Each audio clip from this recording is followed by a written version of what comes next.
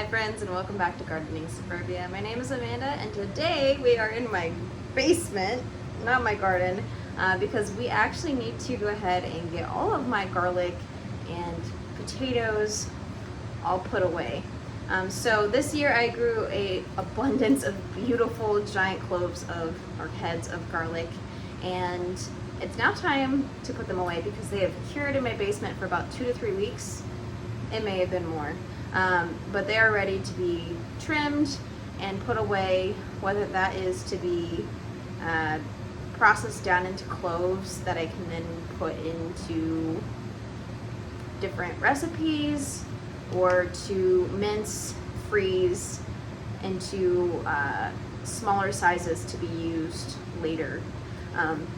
So I do currently have some minced garlic from this year's harvest already in my freezer. And I used a couple of heads of garlic to make some fermented garlic honey, which will be in a later video because it's still processing right now. But we're in my basement. It's a creepy old basement. My house is probably early 1900s. It's like one of those Sears, here's falling out. It is like a Sears catalog house. So back in the day, Sears, they had a little bit of everything, but the company would send out catalogs, and if you're looking to build a house, you could find floor plans of different houses and basically have all of the parts that you needed to DIY your house sent to whatever plot of land that you were going to be building this house. This is what this house is. So it is old, and the basement is thoroughly creepy.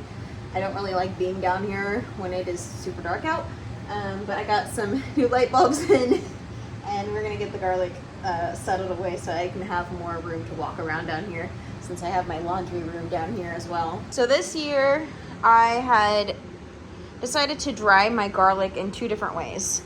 So as you can see on the ground here, we've got some garlic.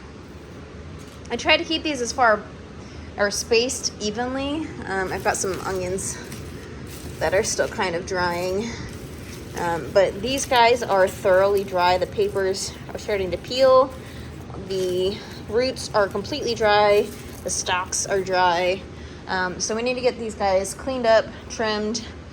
Some of these, so like these garlic I harvested later. These were in that raised wooden bed, and I waited maybe like 2 weeks after I had harvested my first bunch of garlic to harvest this garlic. This garlic I did not trim the roots off of, and I did not take off the outer skins. I just kind of plopped them down here and would see how they did. These garlic, a lot of them are pretty decent size, and then there's a good majority that are pretty tiny. So these guys I'll probably end up processing and leaving the big heads of garlic to use later. These guys were from my first harvest. And as you can see, I actually had a little fright, which I'll explain in a second. But this garlic was from the first batch, and they are phenomenal looking. They are big, glorious bulbs of garlic. There are still a few smaller ones, but the majority of them are larger. My basement is a mess, so I do apologize. And then I've got a few that are hanging from my clothesline here in the basement, and a good majority over here as well. Alright, so while I was making my fermented honey video, I had grabbed a couple of bulbs of garlic, brought them outside so I could trim the stems or stalks off of them, and in doing so, I broke apart a few of the heads, and I realized that they had stem and bulb nematodes, which are basically worms. So after opening them up, I got severely disgusted, and then got extremely scared that my entire crop of garlic was going to be wasted. And that broke my heart because this year's garlic was phenomenal. I mean, this is the best garlic I have ever grown. This is my technically my 4th year trying to grow garlic, 3rd year sourcing garlic bulbs from local greenhouses and or small businesses online versus buying them from Home Depot. My very first year I bought garlic starts from Home Depot, and I also planted them in the spring versus the last 3 years I've planted in the fall for harvest in the summer. So this year I got such a better result, and I started getting really scared that all of my garlic was going to be just garbage. But I don't think that's the case.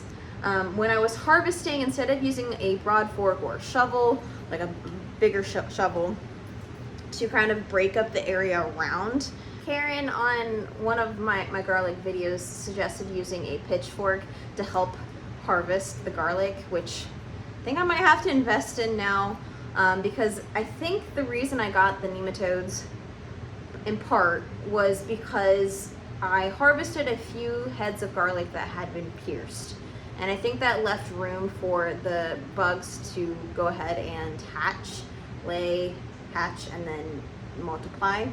So as soon as I saw those bulbs, I chucked them way into the forest in my backyard. I wasn't going to compost them.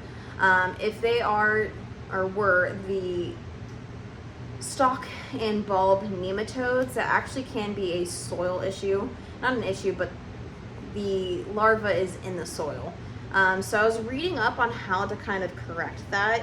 I saw something along the lines of planting in a different location and giving that bed that you had the garlic in a 4 to 5 year rest. I also saw giving your soil a really good top dressing, like a thick top dressing of compost, which I typically top dress my beds in the spring with about 2 to 3 inches of some compost. So this year I think I'm actually going to be this year I'm going to be planting my garlic in what is currently my beefsteak tomato bed, and I'm going to be switching my tomato bed down to that brick bed where I usually, or have in the past, done the garlic and some pepper plants. So I think that'll be a good switch. Plus it'll give that upper bed some rest from being used for tomatoes. So garlic, basically what I'm doing is just making sure that the stalks aren't mushy, that I'm getting a nice solid head of garlic, and trimming that stalk off.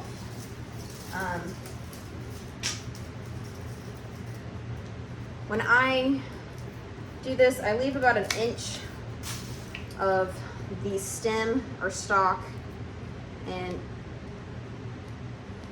just make sure it's all good. Any of the ones that I'm worried about, I'm probably going to peel and use those immediately or check immediately. I've never had a worm issue before with my garlic, so this is a first for me. I'm still learning. As you guys know, I am a first generation gardener. Did not learn this from my parents or grandparents. So every year is a new adventure, and I'm learning as I go. So if any of you guys actually have any experience with little white worms in your garlic when you go to peel it open, I would love any advice or tips or tricks that you may have, especially for any of the other people watching the video. You can go to the comments. Hopefully we can have some people that know anything or know a thing or two, have some people that know a thing or two about how to deal with this pest. Because I would just be so sad to lose all of this garlic to a little worm.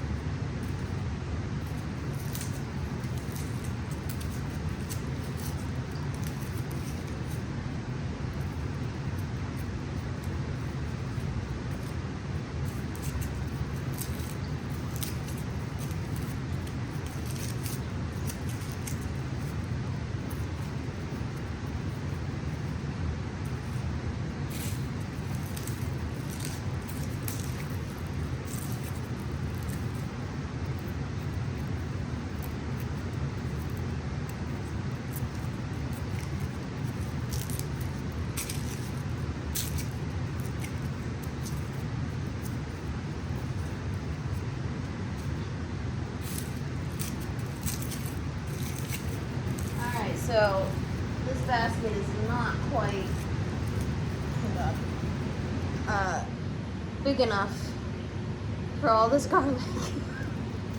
It's spilling out. So there were a few heads of garlic that I'm kind of skeptical about. So I left them off to the side. So this one, it looks to be, let's see if we get my camera focus, that it has what could be some mold. So, or at least damage to the root end of those cloves. So I think I'm just gonna be tossing this one and calling this a loss. There were 2 heads, which they were pretty giant heads of garlic too. They don't look to be rotting from the stem. It looks to be more of like a pierce. Like they were pierced. So like this one has like a little gash right here. And then this one looks like it also has a gash right there. So 2 with some gashes. So I think I'm gonna take these upstairs, or at least outside, and open them up and see if there are worms or if it's just a pierce, and maybe I can salvage the unpierced cloves. If that's the case, that's awesome. If not, these will also just be tossed. And then there's one last one. The stalk looks to me like it is, yeah, no, there is. That's disgusting. Can you see it? The little worm. Let me pull you on the other side. All right, there it is. I had a feeling that this head had some worms. That right there is one of the nematodes, one of the worms. I could just tell by the way that this stalk looked, as well as like how it smelled. It smells completely different from the other stalks. So this guy is gonna get completely tossed because I am not even gonna open that up. I know for a fact that that thing is just crawling with those guys. So into the woods that one goes.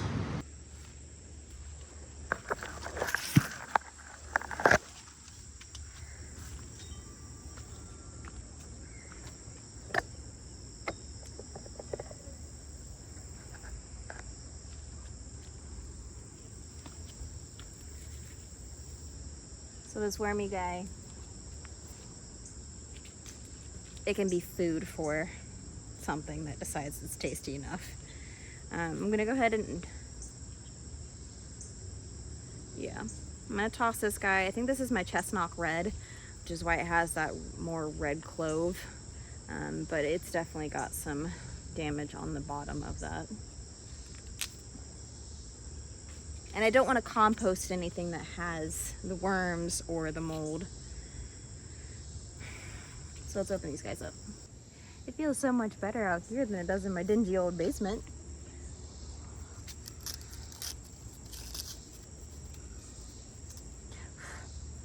Whew.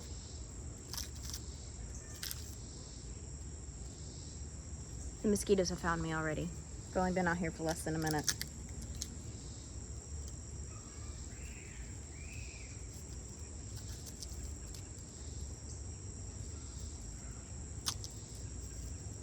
All right, so this one looks like it is only damage to that one clove right there.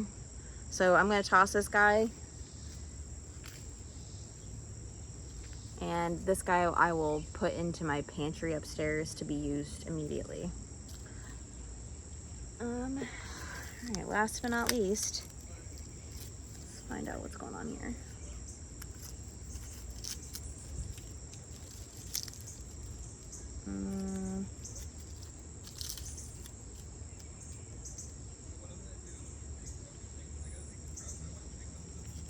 All right, hopes are not high for this.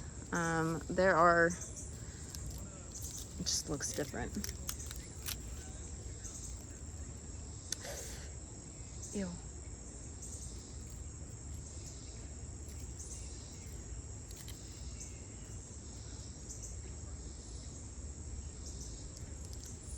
There's worms on it. All right, so this one goes this one's going into the woods too.